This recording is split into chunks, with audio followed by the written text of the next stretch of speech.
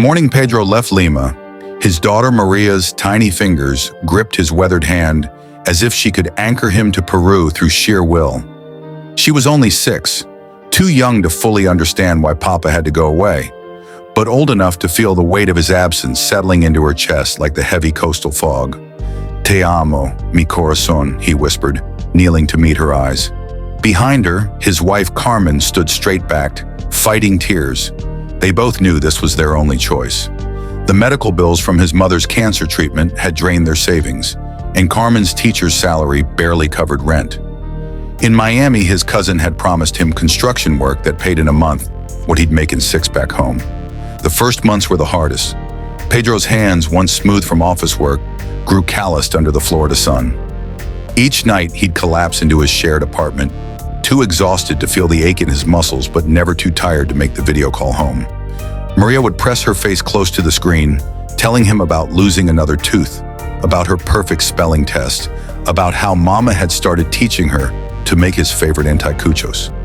He missed the smell of Carmen's cooking, the sound of Maria's laughter echoing through their small apartment, the way his mother would still try to fuss over him despite her weakness. But with each Western Union transfer, with each medical bill marked paid, with each small luxury Carmen could now afford for their daughter, Pedro found purpose in his sacrifice. The years stretched on, marked by pixelated birthday celebrations and Christmas gifts sent through courier services.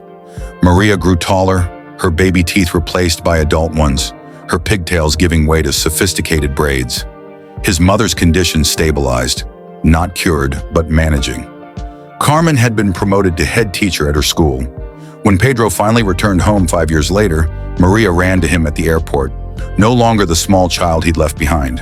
She was 11 now, tall and confident, wearing the dress he'd sent for her last birthday.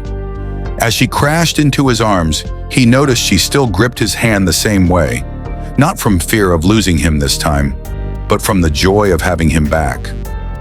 That night, as his family slept under one roof for the first time in half a decade, Pedro lay awake, Carmen's head resting on his shoulder.